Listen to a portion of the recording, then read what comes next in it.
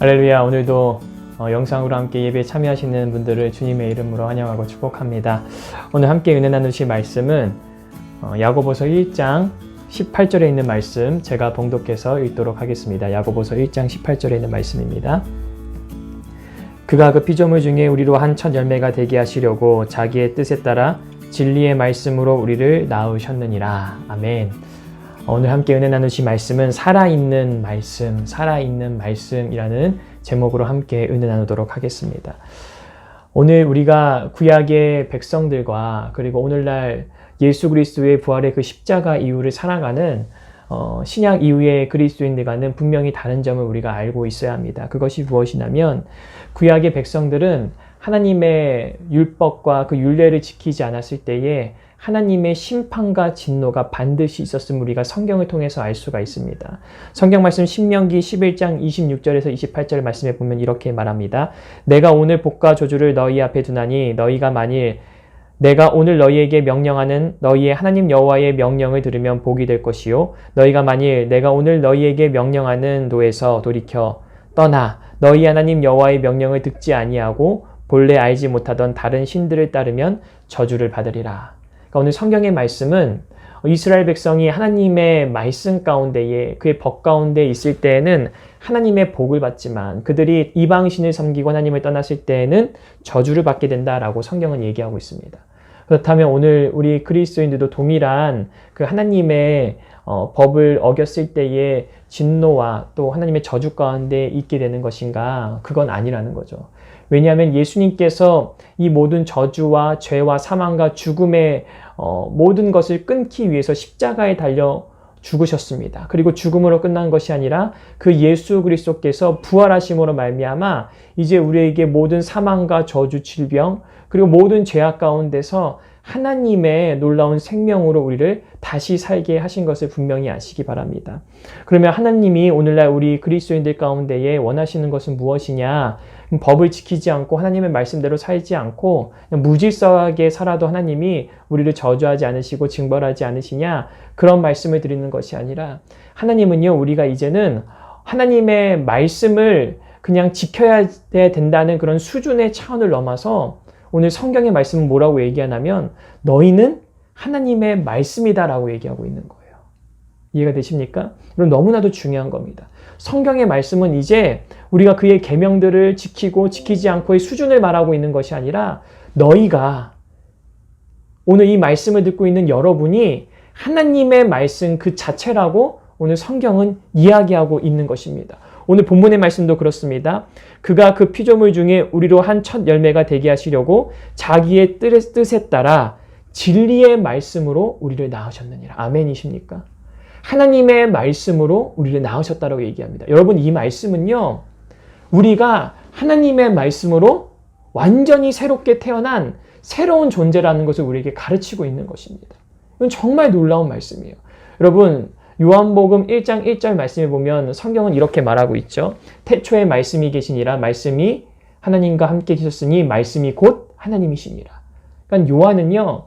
하나님이 곧 말씀이시고 말씀이 곧 하나님이다라고 얘기합니다. 그렇죠?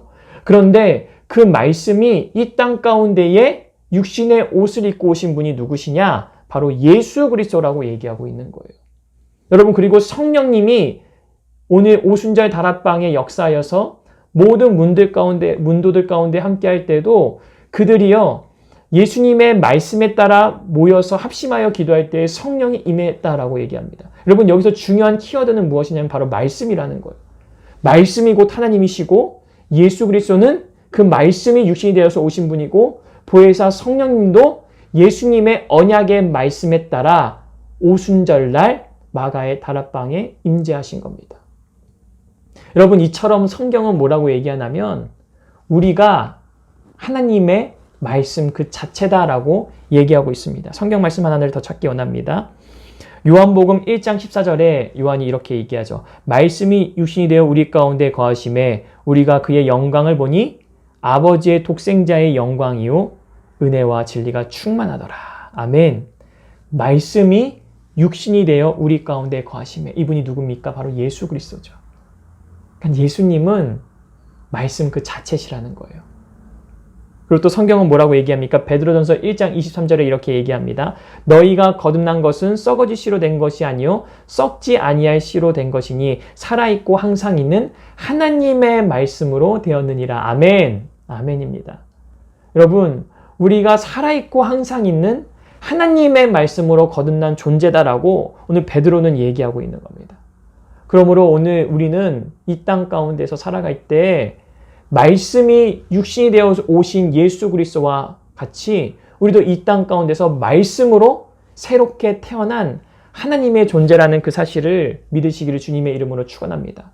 그러므로 여러분, 저와 우리 모든 그리스도인들은요, 이제 하나님의 말씀을 내가 지켜야지 막 이런 억압과 스트레스 가운데 사는 그리스도인들이 아니라 내 본질 자체가 하나님의 말씀이므로 나는 그 말씀 가운데 살아가는 존재구나라는 그런 사고의 전환이 필요한 줄 믿습니다. 그런 믿음이 필요한 줄 믿습니다.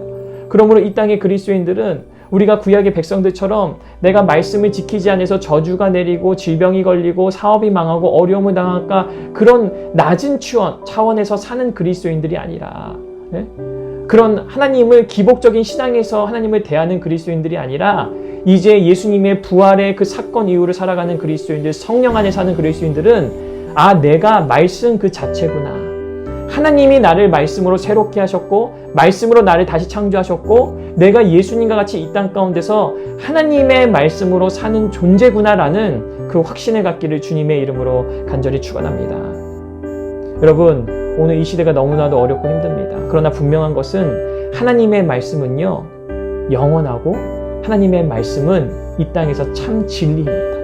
그러므로 여러분이 이 땅 가운데서 선택해야 될 것은 나의 본질 자체가 하나님의 말씀이고 말씀으로 날 낳으셨으므로 내가 그 말씀대로 살아가는 당연한 존재라는 그 사실을 잊지 마시기 바랍니다.